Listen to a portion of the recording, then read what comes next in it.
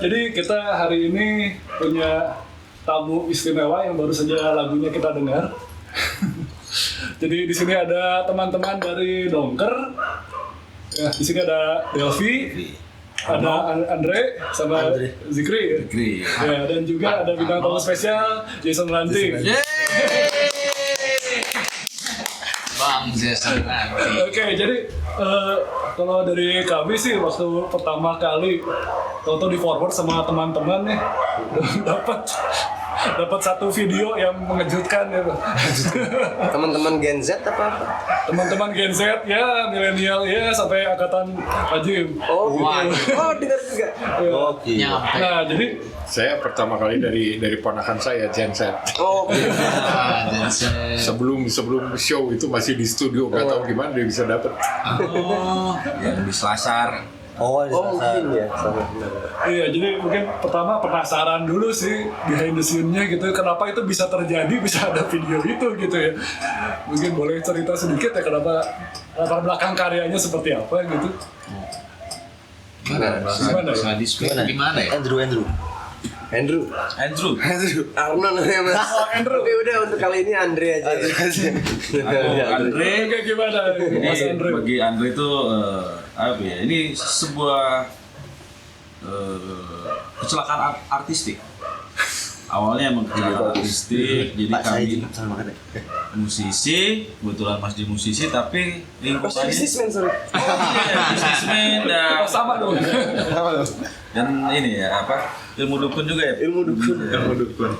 Kebetulan lingkungannya emang ada di seni rupa gitu. Kebetulan kami backgroundnya Dongkar tuh dulu kuliah di seni rupa, terus mereka berdua sempat berprofesi jadi perupa, tapi tobat Gagal sih. gagal gitu.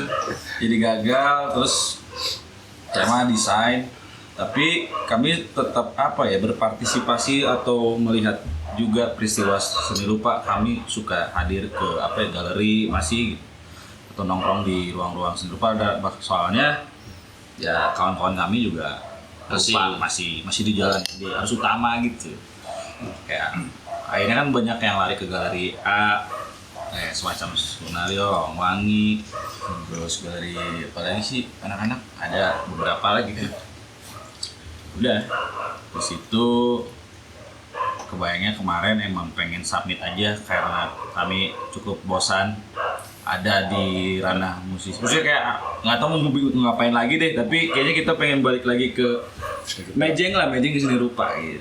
Jadi submit lah waktu itu kami ke pamerannya yang dibuka oleh Selasar, karya bukan karya sih, semacam karya baru bersama gitu lah mungkin ya, buat partisipasinya tuh sampai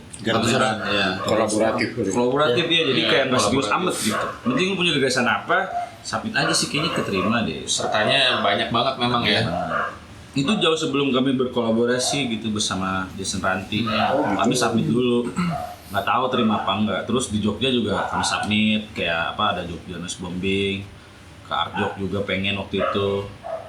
Ya udah pengen mejeng lah intinya mah Dongker sebagai seniman musik, dan mungkin mejeng perupa biar orang inget lah kami ada dari mana, mungkin gitu ya. Asal muasalnya dari mana? Dari kampus dulu gimana latar belakangnya ya. Tuh. Terus lanjut ke beliau ya kan. Tiba-tiba kami dapat sebuah tantangan lah atau ajakan oleh suatu festival di Bandung, Event ya. eventual gitu, jadi namanya Tahu-Tahu Fest. Terus dikasih kesempatan untuk berkolaborasi mau sama siapa, kami pilih Jason Ranting sebab tadi mungkin selera artistik, guyonan, dan apa ya kenyamanannya dapat lah mungkin ya ketika berkolaborasi. Ada pilih lah Mas JJ. Ya udah dari situ kita jamming gitu. Kami jamming untuk membuat apa ya, rasa, bukan musik, itu membuat Sensibility. Oh iya, itu dia. kentung apalah macam-macam. Eksplorasinya langsung tapi sambil ngobrol, ngerokok, gitu aja. Nggak ada kepikiran apapun mau ngomongin apa, merubah dunia, nggak ada gitu. Tiba-tiba ya di satu momen kami jamming, ada suara gitar mungkin mengingatkan Mas JJ terhadap kata-kata, sebuah kata-kata, nama nama juga yang berasal dari bunyi. Ya, awalnya. Oh, Suara gitar itu ya. Iya. Jep. Nah, Ketika Mas J spontan lah berbicara seperti itu, karena emang kami juga kebetulan. tahu, khususnya satu sama lain tahu. Betul ya. Ngomong Jim Sumpakat gitu. Jadi satu sama lain tahu lah. Dilanjutin aja. Terus dinarasiin lagi sih sama Delphi juga ya. Dinarasiin di salah display. Itu yang pameran. Oh, pameran ya. Pameran. Nah, jadinya konteksnya salah display gitu, kayak waktu itu emang kebayangnya ya apa ya, luas juga ya maknanya salah display, kebayangnya juga, tapi cocok lah karena mungkin Mas J waktu itu berbicara tentang seni rupa gitu, karena kami anak seni rupa, jadi udah abis itu narasi itu dilanjutin aja salah display sampai akhirnya pameran di Crean Translate. Iya, akhirnya dari karya tadi. Tapi pas kepikiran si judul salah display itu kemarin gimana ya? Mas Jiji tuh yang tahu. Mas JJ. Itu wasit. Wasit ini Bapak, kami tidak Arno sama Delphi main ke rumah saya. Hanya bawa badan. Padahal ngakunya musisi, nggak bawa instrumen, kan kurang ajar ya. Tapi saya senang sekali malah di situ tercipta karya Pak. Karena mungkin dimulai dari yang ngobrol nongkrong pertemanan gitu ya. Saya lupa persisnya gimana. Kalau seingat saya Delphi ngomong salah display gitu, di antara obrolan kami. Ya sudah bikin aja lagu gitu, saya tulis, saya punya mesin tik gitu Pak ya, tapi elektrik. Karena sekarang 2025. Iya. Saya ketik Andrew main gitarnya gitu. Saya bilang udah terus main itu progresinya enak gitu. Dan saya tulis gitu. Jadi main terus tulis di sini. Gitu simultan gitu berbarengan Pak. Ada bagian yang tak jim angkat. Jadi itu perkara bunyi Pak. Iya. Jadi bukannya yang mereka berdua datang ke rumah saya Terlalu serius gitu. JJ, ini ada Pak Jim dengan GSRB-nya, mari kita buat lah. Wah, nggak gitu Pak. Jauh Pak, nggak terjadi di situ, di tongkrongan nggak terjadi. Terjadi itu, proses itu di tengah-tengah muncul lah Pak. Seperti itu gitu. Ya kami berangkat dari perkara bunyi, tapi pada akhirnya disuruh menjelaskan. Jadi kami banyak ngarang-ngarangnya ke media. Media. Oh, nanya kenapa jenis pangkat? Oh, gitu. Iya karena beliau ini. Oh, padahal sebenarnya awal perkara bunyi saja Pak. Gitu. Ngalir itu ya prosesnya. Perkara bunyi. Kemudian muncul. Jadi salah display tadi. Muncul. Kemudian tadi yang video itu emang pas lagi di galeri ya? Video itu video yang mana sih? Video yang Video dikirimin. Yang Video dilihat klip. atau video klip? video klip. Oh, video klip. Iya. Ya dua-duanya yang di galeri juga. Yang di galeri juga ada dikirim ya? Dilihat. Itu juga Namira ya. Iya. Itu yang pertama kali Iya. Pak Jim lihat justru. Iya. Ken Dedes. Di galeri ya, di Ken Oke. Dedes. Karena di galeri ada fakta lucunya Pak. Soalnya di awalnya tuh ada ini ya, ada orasi dari Afrizal Malna. Beda versi sama yang di YouTube. Jadi di lagunya itu ada dua versi Pak sebetulnya. Jadi istilahnya yang satu itu versi ramah anak dan yang satu lagi kurang ramah anak. Yang ada di lagu tersebut. Ada narasinya Mama. Ini Iya. mau denger Ya kasih dengar saja. Kasih dengar saja lah. Boleh. ada kan di kan? Ada. Belum di Bandcamp belum ada di ini. Dapat dari mana narasinya Mama? Internet YouTube. Pak. Oh, Ya bukan aja. Dia sedang berada di Yogyakarta, ada sebuah forum kebudayaan. Wah, serius sekali Pak. Cenderung membosankan malah. Iya. Karena ya itu seperti di ILC ya Pak, berbaja bundar semua budayawan ngobrol gitu dan serius sekali dia tiba-tiba mengeluarkan komentar yang Luar biasa. sangat di luar dugaan. Bisa kita play nih. Boleh saja. Didengarkan ya. Itu Tapi ini tema yang serem. Kalau bosan nggak usah komplit ya. Enggak. Juga mau ngomong apa? Kita sudah ngomong kebudayaan dari sudut hantu, dari makanan, dari kesadaran archipelagis, dari arus balik, dari gunana Ya, kebayang, Pak. bagaimana kita Dan terakhir Pak tadi Pak. batas. Mungkin yang belum adalah kebudayaan dari sudut. Sebenarnya pembicaraan saya sudah selesai sampai di sini. Udah gitu doang. Itu aja. Iya, iya. Sisanya sama. Ya, jadi yang versi itu yang kami putar di Galeri Sunario kemarin. Oh, Di instalasi tersebut ya. Oh, gitu. Ya kan di instalasi tersebut yang mana sebenarnya ide awalnya tuh dari karya Pak Jim Sumpangkat sendiri kan, tadi udah sempat diceritakan.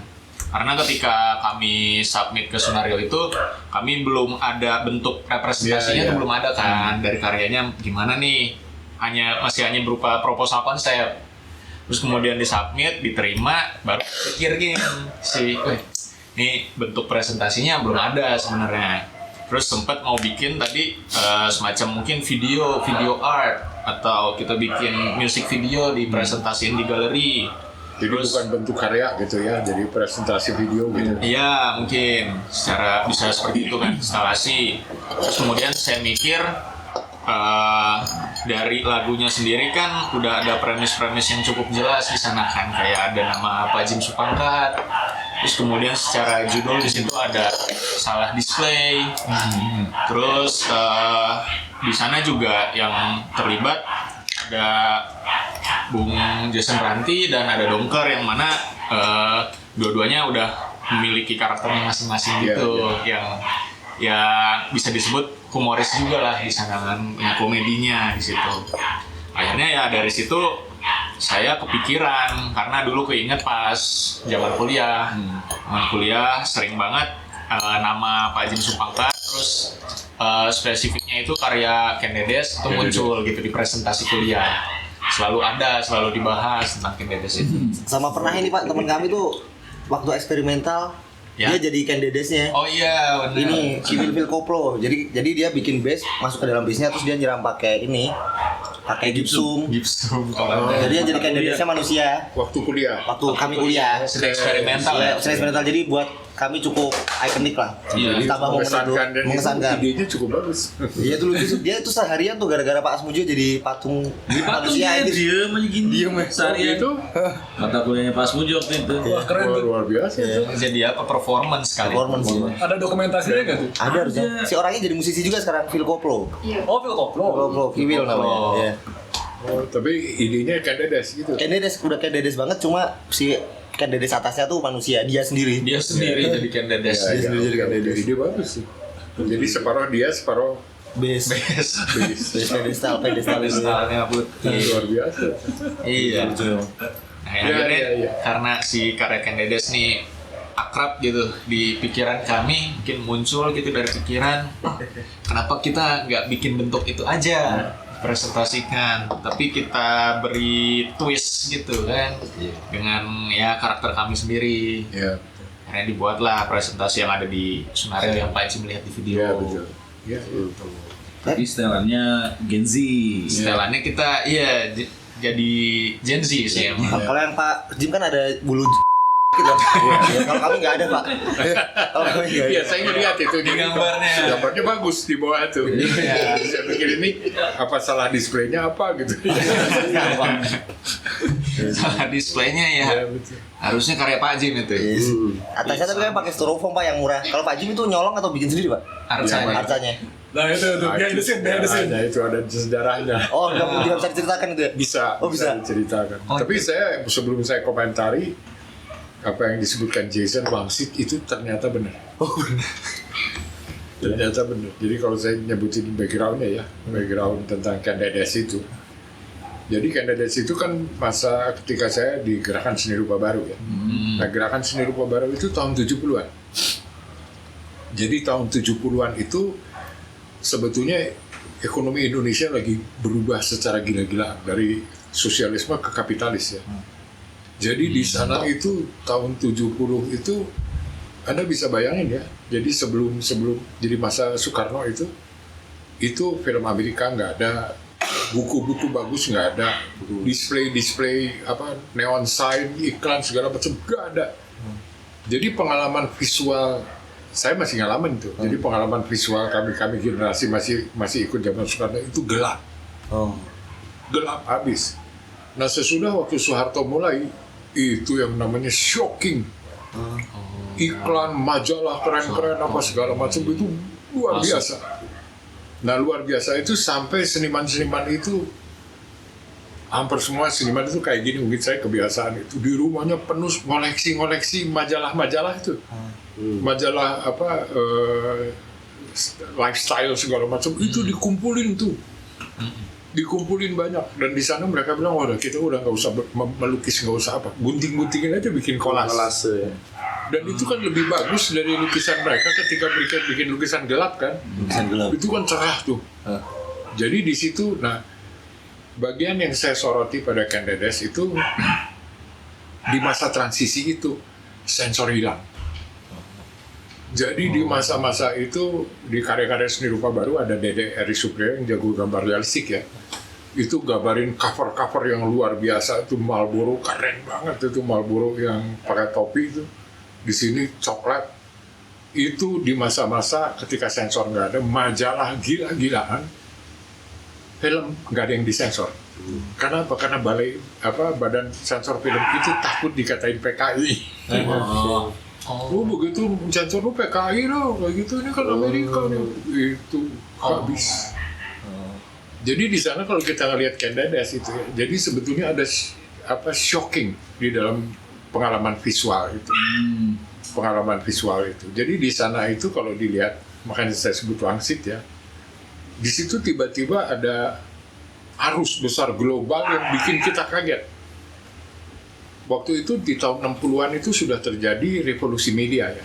Jadi Coca-Cola muncul apa segala macam itu sudah di Amerika itu tahun 60-an. 10 tahun kemudian baru lahir di Indonesia dengan kapasitas yang luar biasa kayak ngebom. Nah di situ kita bisa lihat, wah di zaman itu majalah gila-gilaan.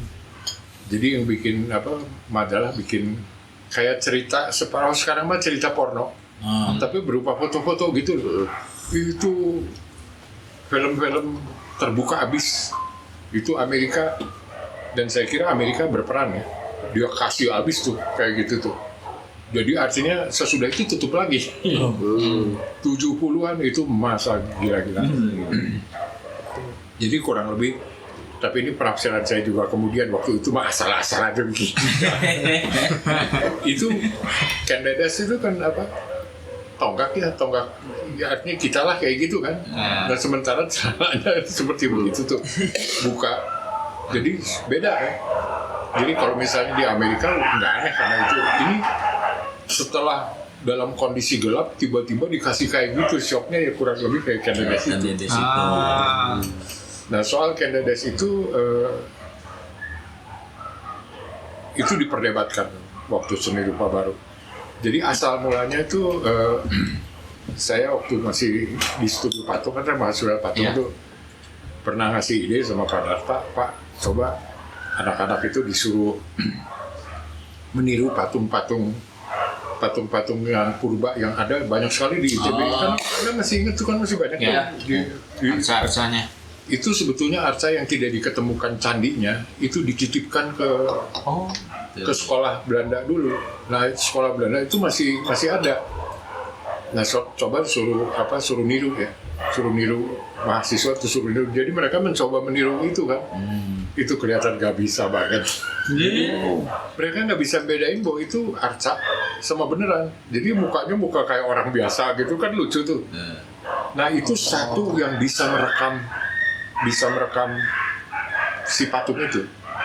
Itu kan studi semua suruh bikin rame-rame gitu kan. Itu satu buat saya dia nangkep tuh.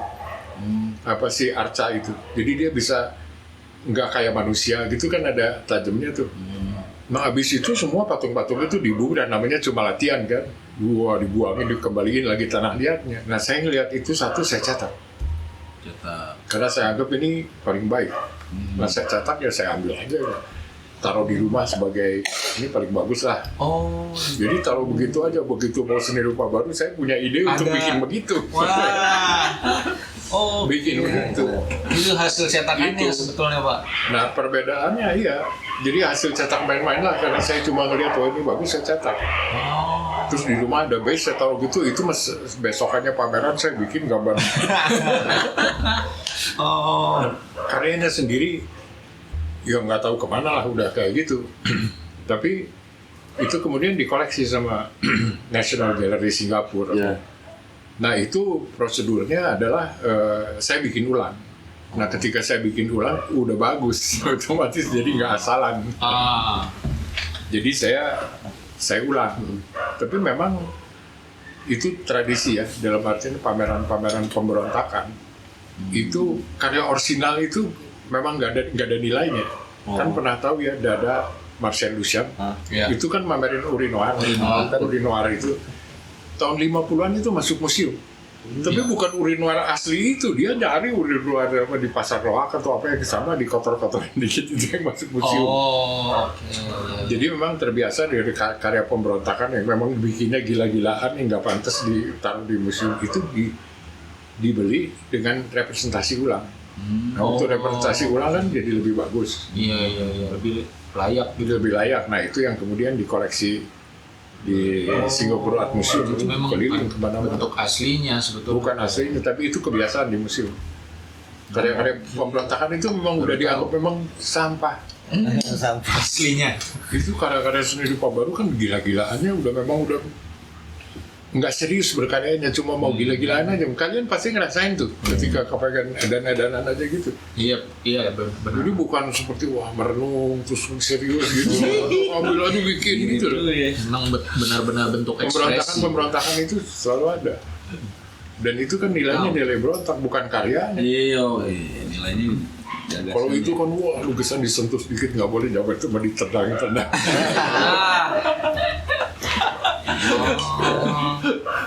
Bikin duluan mikir belakangan gitu ya. Iya benar. Tapi kalau udah terlalu mikir berontaknya. Makanya saya bilang wangsit ya. Yang benar. Nah cuma yang perenungan saya itu kan sebetulnya pertemuan global sama kita waktu itu jelas-jelas kita nggak siap kan. Nah kalau kita mikir sekarang nih, kita kan udah globalnya nggak ada batasnya. Apa kita sudah bisa siap berbeda seperti dulu gitu, atau masih seperti dulu kan, itu pertanyaan. Iya. Pertanyaan kan, apa kita udah berbeda sampai dulu? Dunianya sudah global. Jadi global itu bukan globalisasi, itu bukan cuma peristiwa multinational corporation kan, itu udah barang keseharian tuh. Dengan AI, dengan segala macam, dengan sosmed kan bisa terjadi kan. Tapi apakah mentally kita udah seperti orang di Amerika? Masih pertanyaan.